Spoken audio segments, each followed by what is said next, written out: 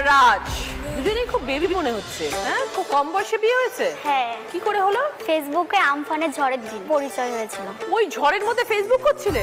ফোনে আমার 15% মতো চার্জ ছিল, সেই 15% চার্জের মধ্যেই তার মধ্যেই রিলেশন হয়ে গেল। 15 মিনিটের মধ্যে প্রপোজ হয়ে গেল, ভালোবাসা হয়ে গেল। বাবা, তোমার তো মনে হচ্ছে আমফানের থেকে বেশি স্পিড। তারপর ও একটা ভয়েস মেসেজ পাঠায় আমাকে, শোনার পর আমি বলছি এত কিউট ভয়েস মেসেজ পাঠিয়েছে, এত কিউট একটা ছেলে। তারপরে হচ্ছে আমি সাথে সাথে ওকে বলি তুমি আমার বিএফ হবে। ও 1 সেকেন্ডের মধ্যে আমাকে বলে যে হ্যাঁ। মানে টিয়ার তখন ঘুরেছে, রাজ হচ্ছে কোকিল। তারপরে তো আমি দেখলাম যে এরকম করে ফোনে চার্জও নেই, আর এখন বললো হ্যাঁ পরে যদি রিজেক্ট আমাকে করে দেয় তার থেকে ফেসবুক পাসওয়ার্ডটা এখনই চাই।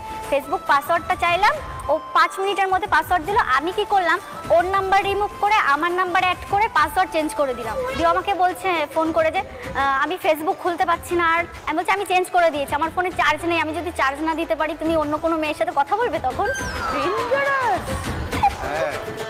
তারপরে 3 মাস পরে একসাথে পড়তে গেলাম। তো পড়তে গিয়ে প্রথম দেখলাম, ও বলছে তোমাকে সামনাসামনি দেখে আমি চিনতে পারিনি। ছবিতে একরকম, সামনাসামনি একরকম। কোনটা ভালো লেগেছে, সামনেটা না ছবিটা? সামনাসামনি ভালো লাগেনি, আমি চিনতেই পারিনি যে এটা সেই মেয়ে। আর সবসময় আমাকে দেখে ভয়ে ভয়ে। তুমি কি 440 ভোল্ট নাকি? কামড়ে দেয়, কামড়ে দেয়।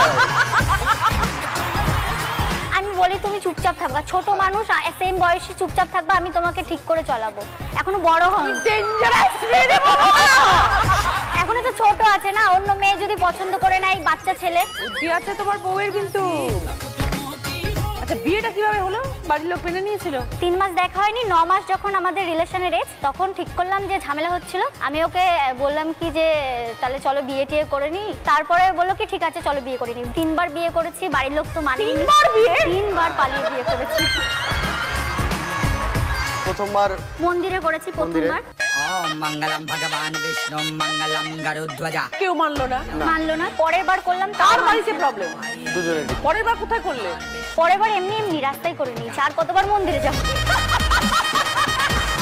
3 নাম্বার বারের বারও মানেনি। 4 নাম্বার বার যখন দেখলো যে না আর হবে না, এদের যতই একটাই আবার বারবার বিয়ে করছে, লোকজন জানছে, মেনে নিল। শাশুড়ি মা এসেছিল আজকে? হ্যাঁ এসছে। শাশুড়ি তো ইয়াং। হ্যাঁ। শাশুড়ি মা? হ্যাঁ বলুন। 4 নম্বরে বার বিয়ে করে চলে এলো বাড়িতে, কি করলেন আপনি তখন? কি আর করবো, মেনে নিতেই হলো। কিছু ওদের করার যখন নেই। দুজনকে চাই। এখন কি বুঝছেন বৌমাকে? ওমা খুবই ভালো। আমার তো মেয়ে নেই, পুরো আমার মেয়ের জায়গাটা দখল করে নিয়েছে ও। বাবার মন জয় করতে পেরেছে? হ্যাঁ, ভীষণ ভালো। আর দিদি হচ্ছে আমাদের একটা ইউটিউব চ্যানেল আছে রাষ্ট্রীয় অফিসিয়াল, ডেইলি ব্লগ, সারাদিন যা করি ওর সাথে যা করি। কিন্তু আমাকে তুমি মাছ দিয়েছো, তুমি নিজে মাছ নেওনি কেন?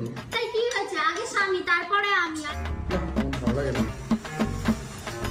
তুমি গলা চেঞ্জ করেছো কেন? আরে মাছ খাও না, তুমি খাও না, খাও।